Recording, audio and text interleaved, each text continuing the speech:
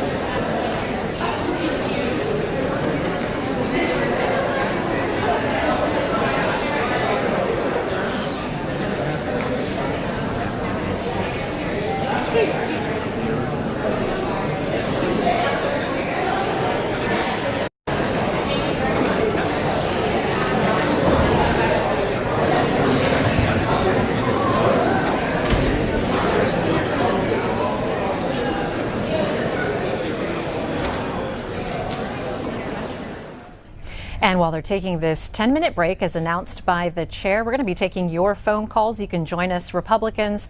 The line to call is 202-748-8921. Democrats, 202-748-8920. And independents and all others, 202-748-8922. Get right to your phone calls since this is just a 10-minute break. We've got Leilani on Norwalk on the line for Democrats, Norwalk, Connecticut. Hey, Leigh. Hi, good morning. Good evening, actually. I'm calling. I have to say that I am very, very pleased with how Hillary Clinton has handled herself. She's handled herself like the president that she will be. This is, again, as many people have pointed out, absolutely nothing but a partisan witch hunt. I mean, whether it's Mrs. Brooks or Trey Gowdy losing his cool, screaming at Elijah Cummings, and Elijah Cummings having to come to Hillary's defense with the truth, with prior testimony. I mean, it's really sad. They should spend their time focusing on trying to find someone who wants to be Speaker of the House, to run their conference, to run their caucus, and to try to legitimately work together. This is a waste of taxpayer dollars. I don't recall Nancy Pelosi, when she took over in 2006, beating a dead horse with what we already knew to be true. The issue here is that the Republicans have tried to shape this to politically hurt Hillary, and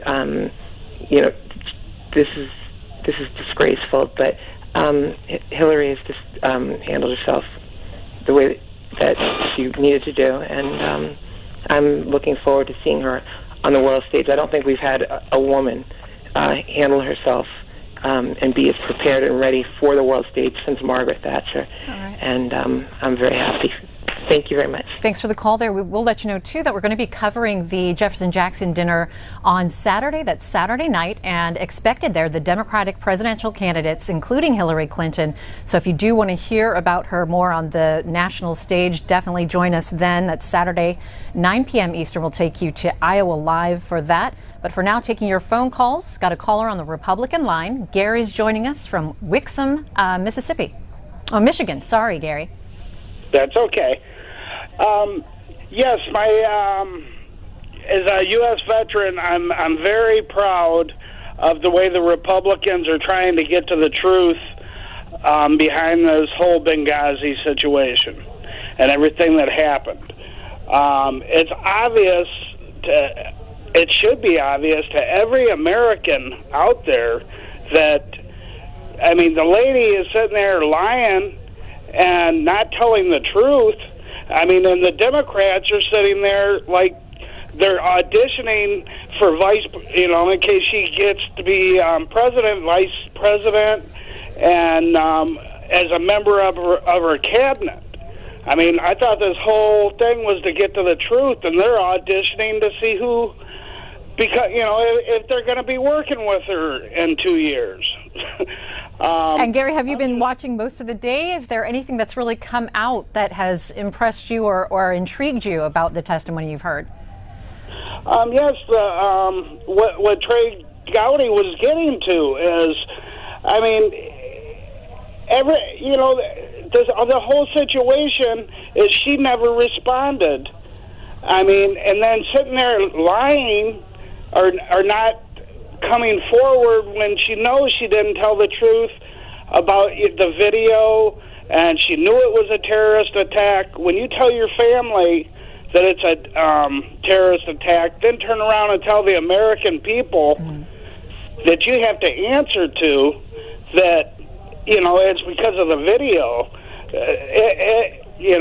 Something just isn't right. And, I mean, I just wish they'd get to the bottom of it and, all right, Gary, end this. Thanks for the call there. Want to get a couple more callers in. Again, they're in a 10-minute break in the Benghazi Special Committee hearing. And so we just want to get some of your phone calls. Let's go to Vincent, waiting patiently on the line, Safety Harbor, Florida, Independent. Oh, thank you for taking my call. Again, I'm going to focus on the video. Apparently, Representative Schiff and other members of the committee, including Hillary Clinton, have a very short memory. As I recall, 2 weeks after the Benghazi attack, both the president and Hillary Clinton were on the air touting that the attack was caused by a video. They incarcerated the producer of that video. I don't know if he's still in jail or not. And what happened to our free speech in America? All right, there, Vincent in Florida.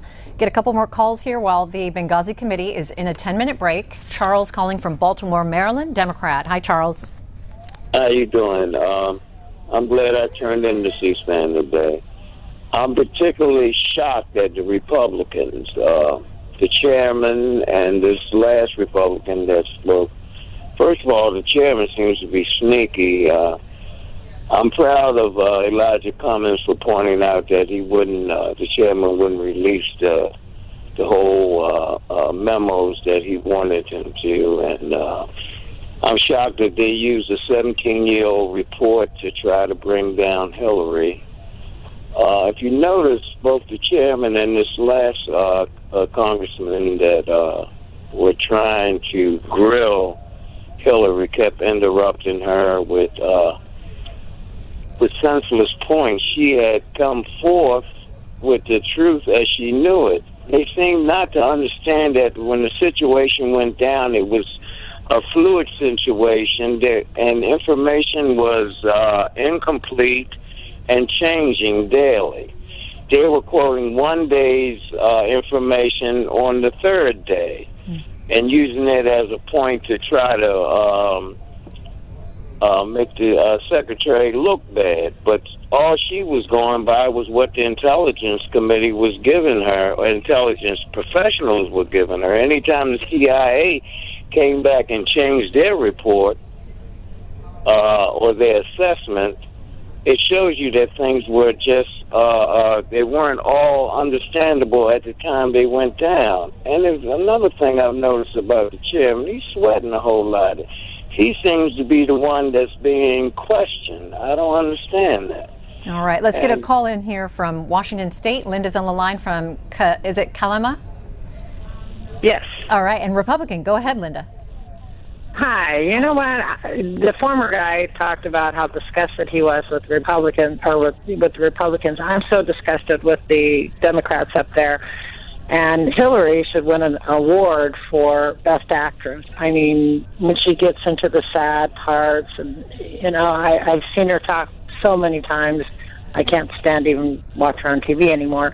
But the point is that you can see that she's lying. First off, when Trey Gowdy was questioning her about unsolicited emails from Sydney, she's going, "Oh, they were unsolicited. I didn't have anything to do with them." And then he nails her with, you know, "You respond to these, keep them coming, doing a great job, yada, yada." And it's like, well, when it started out, it was unsolicited. She didn't state that when it started out it was unsolicited. She just flat out said they were all unsolicited, which was a lie. It was a total lie. And I think you just have to be really careful of watching this and detecting the lies, because you can see them blatantly throughout the show. I've been watching it all morning. I just feel that, you know what, I don't care if you're Republican, Democrat, whatever. All you want is the truth, and they've had to do nothing. The Republicans had to do everything to pull all this information together. No other boards did that. No other committees did that. This committee did, because of Trey Gowdy. He wants the truth for the American people, and the State Department has just dragged their feet. Hillary's dragged her feet. just everything. And then the Democrats up there are talking today about how much it's cost in 17 months. Well, that's not because of the Republicans. It's because the Democratic side has been dragging their feet and not being forthright. So that's my opinion. All right, there's Linda in Washington State. I want to let you know that while we're taking your phone calls, you're looking inside the committee room as some of the lawmakers and the other audience members are waiting for things to resume. We were told they were going to take about a 10-minute break, so we should be getting back to the hearing momentarily. In the meantime, though, taking your phone calls, getting your take on what happened today in this several hours long hearing started at 10 a.m. Eastern Time. Another caller from Washington State, this time Democrats line. Paul's on the line from Issaquah. Yes, thank you very much for your time. I truly enjoy your channel because it gives a voice to the American people. My uncle is the first elected black senator in the history of Belgium and Europe. I've watched these political debates. I've watched everything happening, and what I want to tell the American people, we are brothers and sisters under one flag. We all have faults. We all have things we don't do correctly. But we are perfect as a union. We have to accept each other for what we can and cannot do most of the time. Hillary Clinton is she's a political machine. She knows what she's doing. She's not going to come out there and give anyone anything new that's going to make the Republicans win. So we are being distracted, and we are spending money we should not be spending. Today I call from the Democrat line because I'm disappointed in my party, the Republican Party. We have to get it together. The only persons who Paul, are winning... your party is the Republican Party? Yes, and what matters most is that I'm changing my mind. Okay. Until today, I never really felt like supporting Hillary Clinton. She has been a strong woman of character, of integrity, at least inside of her message, whatever that may be, whether it's right or wrong, does not matter.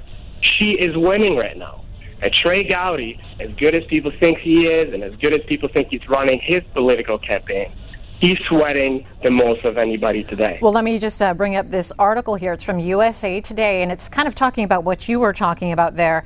The first take that Benghazi hearing chaos could actually help Hillary Clinton. Taking a look a little bit further down here, Hillary Clinton's testimony before a special House Benghazi committee offered fodder for partisans in both parties, but lacked the one thing those hoping to damage her White House prospects are looking for, a smoking gun. Democrats and Republicans jousted from the start over whether the probe's an independent fact-finding mission or an effort to smear Clinton as she campaigns for the Democratic presidential nomination. Clinton largely left to her Democratic allies on the panel the work of trying to discredit the committee's work as political. Taking your phone calls, want to hear what you think while they're in a break in the Benghazi committee room. David's on the line, Glendale, Arizona, Republican. Welcome, David. Hi, I'd like to know why there is not a white caucus in Congress. And also, I've watched the Clintons. Did you say right caucus? A white. White. W-H-I-T-E. Okay. We have a black caucus. We have a Mexican caucus. We don't have a white caucus. I'd like to know why. And also, I've watched the Clintons since they first got into politics, and they've never told the truth. It's been a constant lie, and I think most people are aware of it. And I commend Gowdy for the job he's done today. And I think that Hillary showed her true colors. Thank you very much. Sure, David there from Arizona. Want to remind you, too, if you want to tune in, we've got a number of ways for you to watch. You can watch us right here on C-SPAN 3 and also listen in on C-SPAN Radio. And also online, we've got a number of ways you can watch. One that has a dual stream. You can go to our live stream at cspan.org and then also use our app. You can find that online as well. Going to Huntington Beach, is it California? Ron on the line for Independents and Others. Thank you for taking my call. You bet. I'm a true historical independent. You can see that these people on camera are genuine enemies of each other, enemies. This is the natural progression of party-based government, polarization. I'll let one of the founders describe what we're seeing today. In his farewell address, George Washington warned us the following about political parties. He said, "Let me now take a more comprehensive view and warn you in the most solemn manner against the baneful effects of the spirit of party generally. However combinations or associations may now and then answer popular ends, they are likely in the course of time and things to become potent engines by which cunning, ambitious, and unprincipled men will be enabled to subvert the power of the people and to usurp for themselves the reins of government, destroying afterwards the very engines which lifted them up to unjust dominion. The alternate domination of one faction over another, sharpened by the spirit of revenge, naturally lead to party dissension, which in different ages and countries has perpetrated the most horrid enormities. The common and continual mischiefs of the spirit of party are sufficient to make it the interest and duty of a wise people to discourage and restrain it. Now, Ron, what does this mean to you in terms of this committee and what you've been seeing today? Well, what I was going to say, I wrote all this down so I could say it quickly. Oh, gotcha. This is a little long. That's okay. But unlike what your high school civics teacher tells you, or what college political science professors tell you, or what the media will tell you, or certainly any partisan politician will tell you, is the founders did not belong to political parties. In fact, they warned us that a two-party system would lead to the garbage we're seeing today. Gotcha, Ron. And just want to let you know, we do have the ranking member back in the room, so we are just going to be waiting and watching, seeing when they restart the hearing, the Benghazi Select Committee, and more testimony from Hillary Clinton as well. Let's get a call in here, though, from Buffalo, New York. Carol's on the line, Democrat. Hi, I'm so glad you took my call here, and it makes me so disturbing that I'm listening to what they're trying to do to Hillary, how they're saying that she's lying, she's trying to tell the truth, and there's so much blown it out of proportion that they're not listening what she's trying to say.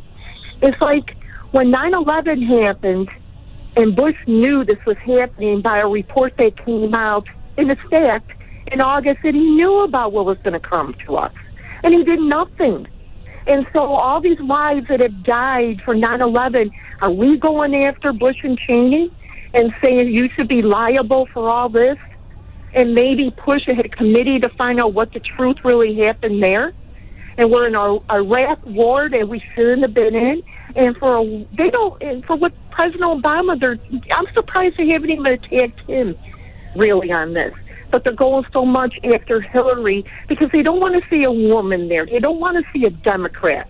I'm so sick of Republicans who try to say Democrats are always so wrong, but they should look in the mirror and look at themselves. And I really believe. Thanks for the call, Carol. Independent line, John's calling, Round Rock, Texas. Thank you for taking my call. You bet. I'm just wondering why we are looking into so much on the Benghazi scandal instead of the email scandal. It's already confirmed that she had had classified information go through her email, which is very illegal. I'm also wondering why there's no one looking into the Bill Clinton being on Jeffrey Epstein's plane, who is a known leader of a child prostitution ring. Lastly, the questionable deaths of people who were around the Clintons. For example, a gunshot wound to the back of the head on a woman who is, Bill Clinton's mistress. Thank you for taking my call. Well, let's take a look here on the email side of things. McClatchy, D.C., reporting, unbeknownst to Clinton, IT firm had emails stored on the cloud, now in FBI's hands. You can take a look at more of that. That's, again, McClatchy, D.C. As we take a look back now at some of Hillary Clinton's opening statements from earlier, we're going to take you back live to the hearing room once things get started there. I traveled to 112 countries as Secretary of State. Every time I did, I felt great pride and honor representing the country that I love. We need leadership at home to match our leadership abroad. Leadership that puts national security ahead of politics and ideology. Our nation has a long history of bipartisan cooperation on foreign policy and national security. Not that we always agree, far from it, but we do come together when it counts. As Secretary of State, I worked with the Republican chairman of the Senate Foreign Relations Committee to pass a landmark nuclear arms control treaty with Russia. I worked with the Republican leader, Senator Mitch McConnell, to open up Burma, now Myanmar, to democratic change. I know it's possible. to find common ground because I have done it. We should debate on the basis of fact, not fear. We should resist denigrating the patriotism or loyalty of those with whom we disagree. So I'm here. Despite all the previous investigations and all the talk about partisan agendas, I'm here to honor those we lost and to do what I can to aid those who serve us still. My challenge to you, members of this committee, is the same challenge I put to myself. Let's be worthy of the trust the American people have bestowed upon us. They expect us to lead, to learn the right lessons, to rise above partisanship, and to reach for statesmanship. That's what I try to do every day as Secretary of State, and it's what I hope we will all strive for here today and into the future. Thank you. Some of Hillary Clinton's opening statements, and in your screen, of course, the chair of the committee, Trey Gowdy, just waiting for things to recommence after they took about a 10-minute break. And we're going to take your phone calls up until the time that they start things. So let's get a call in here from Markey in Clayton, North Carolina, Republican. Markey, go ahead. Hey, thanks, it's Markey. But I just wanted to talk about how the Democrats say that it's a witch hunt. And that's a little weird because, I mean, I'm not calling her a witch, but who the person they say we're having a witch hunt against is sitting right in front of us, so it's not really a hunt. But I just want to talk about them talking about the money. If your husband or brother or, let's say, wife or daughter were killed, there'll be no amount of money. They'll be priceless. And also, I saw someone posted, you guys put a tweet of someone saying no one under 30 would vote GOP because of this. But I'm 19. I think that someone like Hillary has been proven to be corrupt since, you know, my mother's generation or my grandmother's generation. That I think a lot of millennials aren't going to vote for Hillary this time. All right. Thanks for the call. Democrats line Susan, Granger, Indiana. Hi. Thanks for taking my call. Mm-hmm. I was watching Jordan go back and forth about the night of the attack. You said this about the video, and then the next morning you said this. This is simplistic, but I'm a mother. My daughter, she hurt her ankle in a volleyball game. We took her. They said, you know, X-ray. Sorry, we do have to go, Susan. Looks like Hillary Clinton coming back in the hearing room. And we're going to be taking your calls and any more breaks and also when this wraps up. But we're going to return here now to the Select Committee on Benghazi.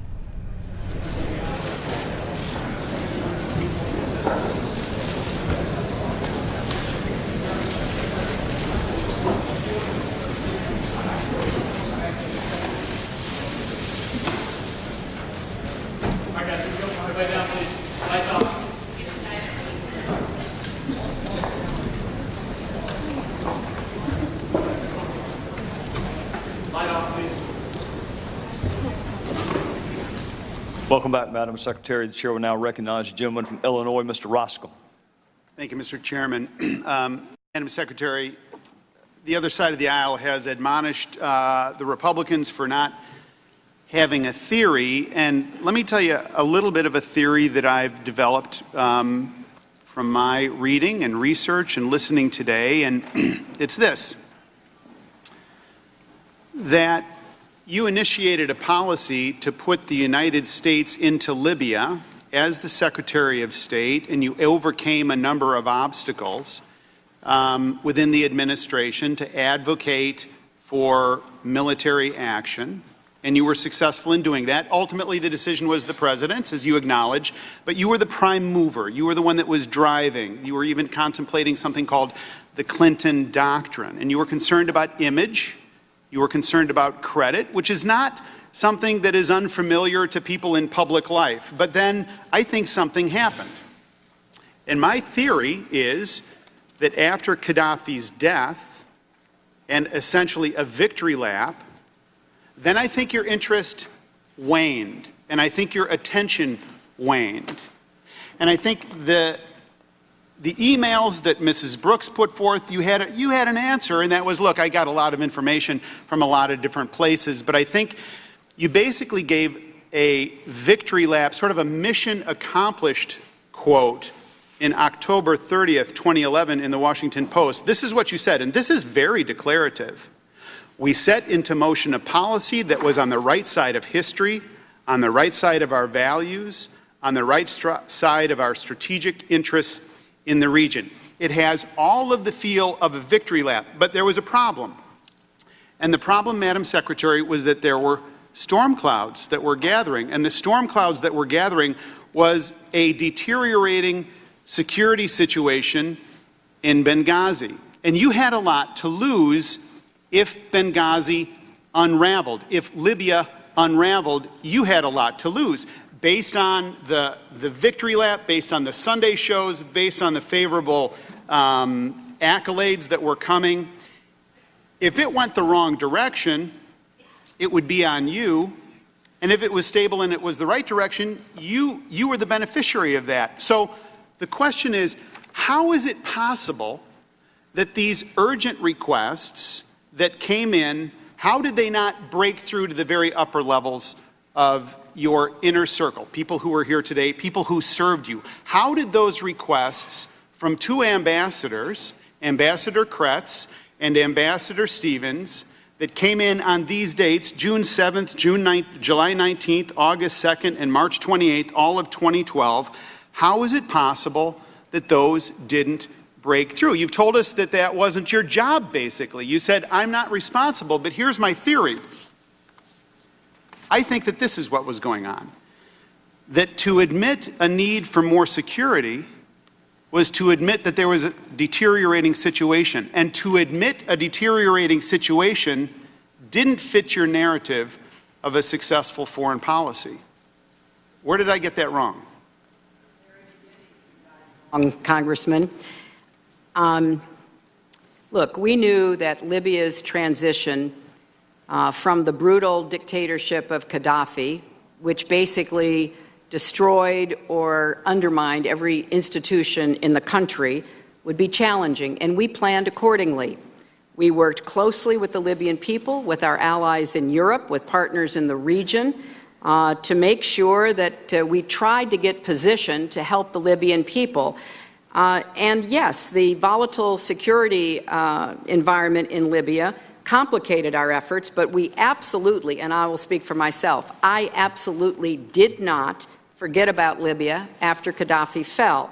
We worked closely with the interim government, and we offered a wide range of technical assistance. We were very much involved in helping them provide their first parliamentary elections. That was quite an accomplishment. A lot of other countries that were post-conflict did not have anything like the positive elections Libya did. In July of 2012, the transitional government handed over power to a new General National Congress in August. We were doing everything we could think of to help Libya succeed. We tried to bolster the effectiveness of the interim government.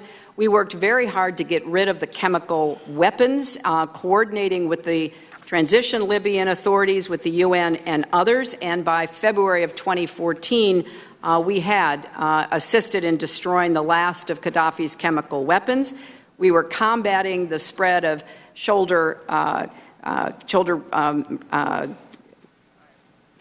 anti-aircraft shoulder-fired missiles because of the danger that they pose to commercial aircraft. And we were providing assistance, some of which I discussed earlier with Congresswoman Roby. We had humanitarian assistance. We brought people for health to Europe and to the United States. But much of what we offered, despite our best efforts, we had the Prime Minister come to Washington in the spring of 2012. Much of what we offered was difficult for the Libyans to understand how to accept. I traveled, as you know, to Libya and met there. I stayed in close touch with Libya's leaders throughout the rest of my time as secretary. Both of my deputies went there. We talked with the Libyan leadership frequently by phone from Washington and communicated regularly, as I have said, with our team based in Tripoli. And all of this was focused on trying to help stand up a new interim government. And we were making progress on demilitarization, demobilization, trying to reintegrate militia fighters into something resembling a security force, and on securing loose weapons. I think it's important to recognize, and of course I was ultimately responsible for security. I took responsibility for what happened in Benghazi. What does that mean when you say I took responsibility? When Mr. Westmoreland asked you that question, you said, what, contracting and so forth? So when you say you were responsible for something, Madam Secretary, what does that mean? If you're responsible, what action would you have done differently? What do you own as a result of this? So far I've heard, since we've been together today, I've heard one dismissive thing after another. It was this group. It was that group. I wasn't served by this. I wasn't served by that. What did you do? What do you own? Well, I was just telling you some of the many related issues I was working on to try to help the Libyan people. What's your responsibility to Benghazi? That's my question. Well, my responsibility was to be briefed and to discuss with the security experts and the policy experts whether we would have a post in Benghazi, whether we would continue it, whether we would make it permanent. And as I've said repeatedly throughout the day, no one ever recommended closing the post in Benghazi. No one recommended closing, but you had two ambassadors that made several requests, and here's basically what happened to their requests. They were torn up. Well, that's just not true, Congressman. I know Secretary, they didn't get through. It didn't help them. Were those responded to? Is that your testimony today? Many were responded to. There were affirmative responses to a number of requests for additional security. And you laid this on Chris Stevens, didn't you? Because you said earlier he knows where to pull the levers. So aren't you implying that it's his responsibility to figure out how he's supposed to be secure because Chris Stevens knows how to pull the levers? Is that your testimony? Ambassadors are the ones who pass on security recommendations and requests. That's true throughout the world. And when he does, and they too rely on their security professionals. What's his remedy if they're not responded to? What's his remedy if it's no? As I testified earlier, he was in regular email contact with some of my closest advisors. So hit resend, is that it? He was in regular email contact and cable contact with a number of cables didn't get through. You created an environment, Madam Secretary, where the cables couldn't get through. Now, well, that is inaccurate. Cables, as we have testified, and as they didn't get through to you. They didn't break into your inner circle. That was your testimony earlier. You can't have it both ways. You can't say all this information came into me and I was able to process it, and yet it all stops at the security professionals. Well, that's not what Congressman, that's not what I was saying. I think we've tried to clarify that, millions of cables come in. They're processed and sent to the appropriate offices and personnel. With respect to specific... They didn't get through. They didn't make any difference. They couldn't break into the inner circle of decision-making. Now, let me draw your attention in closing to testimony that you gave before the House Foreign Affairs Committee in January 2013. And you said some wonderful things about Ambassador Stevens, similar to what you said in your opening statement today. And they were words that were warm and inspirational and reflecting on his bravery. But I think in light of the facts that have come out since your testimony, and I think in light of things that the committee has learned, he's even braver than you acknowledged. In January 2013, this is what you said to Congress. Nobody knew the dangers or the opportunities better than Chris. During the first revolution, then during the transition, a weak Libyan government, marauding militias, even terrorist groups, a bomb exploded in the parking lot of his hotel. He never wavered. He never asked to come home. He never said, let's shut it down, quit, or go somewhere else. Because he understood that it was pivotal for America to be represented in that place at that time. But Secretary Clinton, I think you should have added this. Chris Stevens kept faith with the State Department that I headed, even when we broke faith with him. He accepted my invitation to serve in Benghazi, even though he was denied the security he implored us to give him.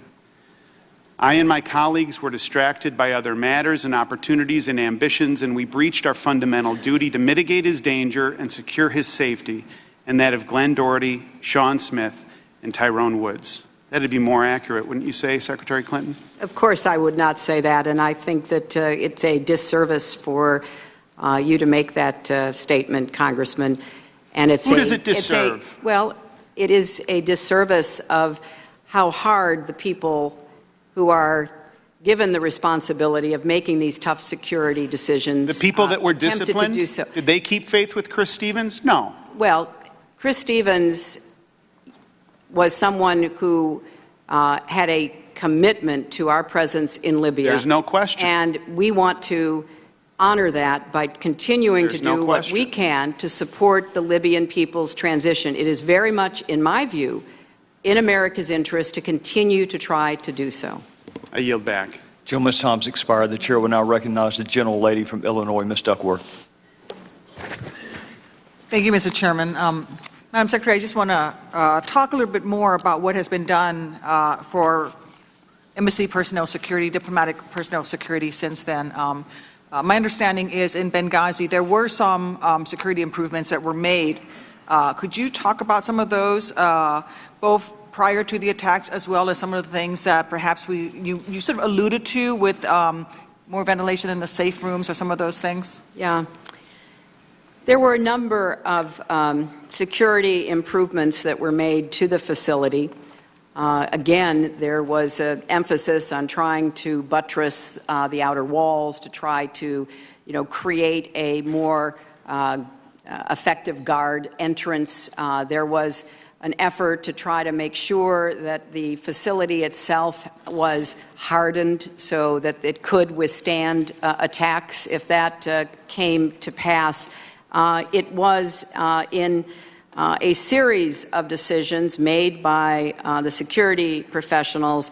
In November of 2011, our people in Benghazi said they needed to hire additional local guards. Money was approved that day. In December of that year, they asked for money to buy jersey barriers. The funds were sent by the end of the week. In January of 2012, the RSO, meaning a regional security officer, requested that all personnel deploying to Tripoli and Benghazi for more than 30 days complete the specialized foreign affairs counter-threat training course, which was soon implemented. Also in January 2012, they asked for money for sandbags, security lights, steel door upgrades, drop-arm reinforced car barriers. That was promptly sent. Later that month, they were sent extra helmets, bulletproof vests, and a WMD response equipment. In February of 2012, they requested support for a major renovation of the walls surrounding the complex, including making the walls higher, adding concertina wire, laying barbed wire. That project was completed. In March 2012, they asked to construct 2 extra guard positions. That was completed. In April 2012, they needed help from experts in technical security, and by May, a special team visited to enhance security equipment and security lighting. In June 2012, following the IED incident, immediately a regional team was sent to enhance the perimeter, and additional funding was approved for more guards. In July 2012, they said that they needed a minimum of 3 American security officers in Benghazi. From then on through July, August, and September, they always had 3, 4, or 5 American DS agents overseeing the expanded contingent of Libyan guards on site. Those are just some of the requests and the affirmative responses, Congresswoman, that were provided specifically for Benghazi. Thank you. Well, we know that short of putting people in bunkers and never allowing them outside of embassy compounds, and we're going to have some sort of a threat to our diplomatic personnel security. And obviously it was not enough. What I'd like to know is, in light of that, what efforts have been put into to provide for contingency operations, especially for known potentially volatile periods in the calendar year? September 11th comes through every year. 2016, September 11th is probably going to be an especially volatile time period. So can you talk a little bit about what you have done or what you put into place and any difficulties you may have come across in coordinating with DOD, the intelligence agencies, other across the government?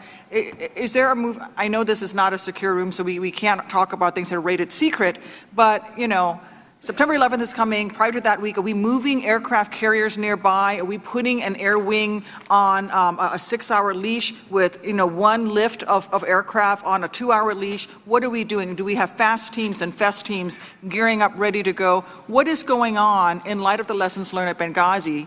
And what did you personally directed to take charge to happen, especially at your level of interagency cooperation? It's an excellent question, and it's really at the heart of what I hope will come out of this and the prior investigations. In December of 2014, Assistant Secretary Starr from the State Department testified before the Select Committee that 25 of the 29 recommendations made by the ARB had been completed. And a September 2013 Inspector General's report noted that the ARB recommendations were made in a way that was quickly taken seriously, and that I took charge directly of oversight for the implementation process. Here's some examples. More diplomatic security and DoD personnel are on the ground at our facilities today. We have increased the skills and competency for our diplomatic security agents by increasing the training time in the high threat course. We've expanded the Foreign Affairs Counter Threat course so that the skills are shared by not just the diplomatic security agents, but people like Chris Stevens and Sean Smith as well. We've also been working hard to up the interagency cooperation. The interagency security teams that you asked about earlier, Congresswoman, that's a continuing commitment that we are working on. And I know because of this terrible tragedy, DoD is much more focused on what needs to be thought through with respect to planning and reaction. We had problems in the past with the pastor from Florida, Terry Jones, inciting riots and protests that resulted in the deaths of people, including UN and others who were stationed in Afghanistan. And so we're trying to stay in very close touch between the State Department and DoD. In that case, Secretary Gates actually called him and asked him, please, not to get involved in what he was doing because it was dangerous to our troops and our civilians. Unfortunately, he has a mind apparently of his own. So we are trying to have a closer, coordinated planning and response effort. With respect to your specific questions that are really within the purview of the Department of Defense, like the deployment of certain Navy vessels, air wings, and the like, I think that DoD is trying hard to think about how, particularly in North Africa and the Middle East, they can respond. Because one of the claims that was made that was proven to be untrue was that DoD withheld sending an air support, and indeed the closest air support that would have been in any way relevant was too far away. So they're trying to think about how they better deploy and station various assets so that they can have a quicker response time. I've not been involved intimately in this now for 2 years, I guess more than 2 years. So I can't speak directly, but I know that this was part of the important work that was underway when I left. You spoke about thank you. You spoke about you making personal phone calls to ask for help from the heads of local government. And you spoke a lot about the power of the chief of the mission, the trust that you put into these professionals that are there. So when an embassy comes under attack, especially after this Benghazi attack, from this time forward, do ambassadors, do they need to call you to ask for help from other agencies of U.S. government? Or do they have the ability, if there's a DoD, if there is a CIA or DoD force nearby, a Marine fast team, for example, does the ambassador have to come through security, or do they need to call you to have you call for that? How does that work? No, and there's an example out of the Benghazi attack.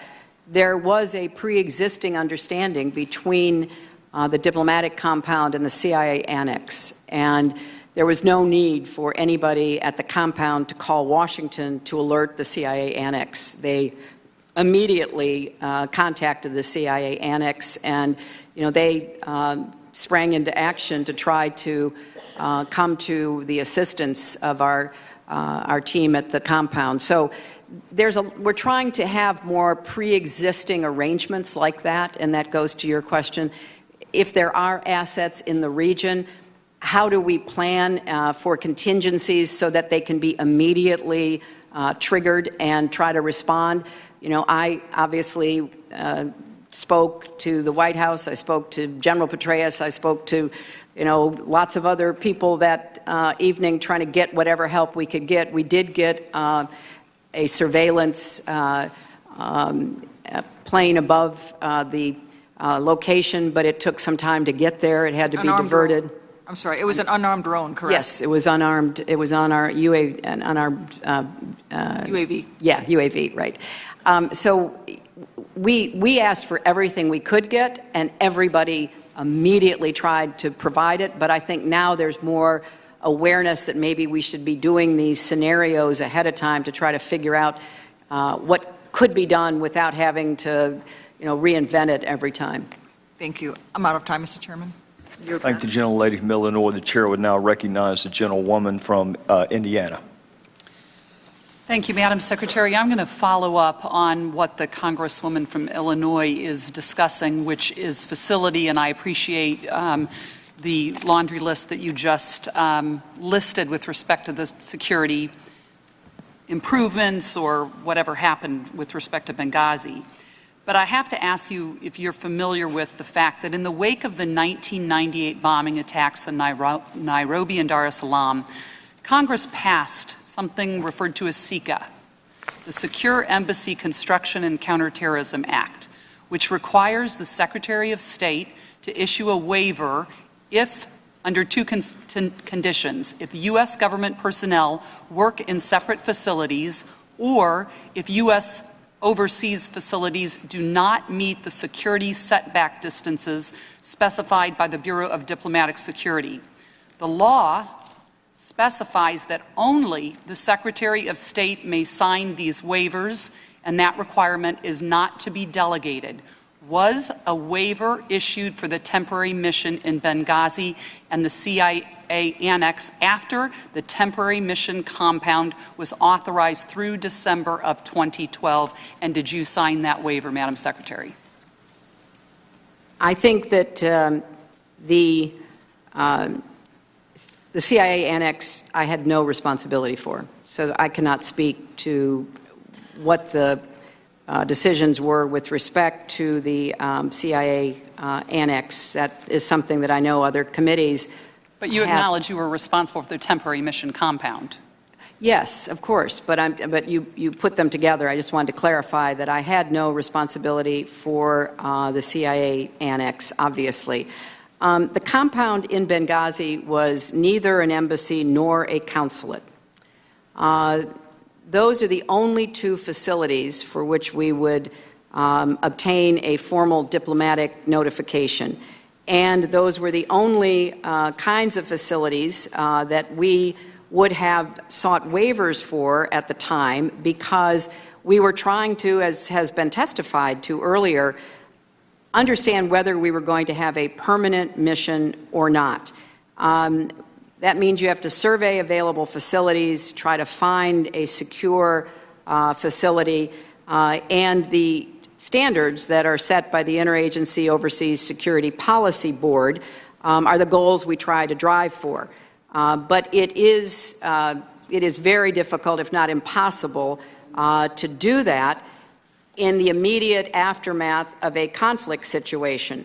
The temporary mission in Benghazi was set up to try to find out what was going on in the area, to work with the CIA where appropriate, and to make a decision as to whether there would be a permanent facility. So we could not have met the goals under the Overseas Security Policy Board, nor could we have issued a waiver, because we had to set up operations in order to make the assessments as to whether or not we would have a permanent mission, whether that mission would remain open. And we made extensive and constant improvements to the physical security, some of which I mentioned before. Madam Secretary, thank you. So it is obvious that a waiver was not signed, and you've given a defense as to why a waiver was not signed, and it was temporary because it was made up. It was something different. The compound had never become official. And so, therefore, you did not sign a waiver, which, when most of our people are stationed in such dangerous places, let me get into that with respect to the dangerous places. We know that Libya, you've testified before, was incapable of providing host nation support. And that involves protecting our diplomats and other U.S. government officials who travel there. So if the Libyan people didn't have a government capable of providing security, and we didn't have U.S. military in Libya, then we have two options. We either leave when it gets too dangerous, or the State Department makes sure that they provide that protection. And I want to just chat with you a little bit about the fact that when Ambassador Stevens returned there in late May 2012, after being named the ambassador, less than 4 months later he was killed, but the number of violent attacks that occurred during that summer are off the charts. They're against Westerners. I'd like you to refer to tab 6. It is a 51-page document prepared by your head security guy in Libya for security incidents, serious security incidents between June 2011 and July 2012. 51 pages long, 235 significant security incidents, 235 attacks in 1 year. In Benghazi, there were 77 serious attacks in 1 year. 64 in 2012. Now, let me just tell you, as I flip through this, and I'm not talking Benghazi, as I showed earlier, it is a large city, about the size of D.C. or Boston. I'm not talking about violent attacks like everyday robberies, burglaries, holdups. I'm talking about assassination attempts and assassinations, bombings, kidnappings, attacks on the Red Cross. The Red Cross gave up and pulled out. The people who always go in when disaster strikes, they pulled out. That doesn't include 20 other major incidents. Bombings on police departments, the courts. Think about this. If you're in the city of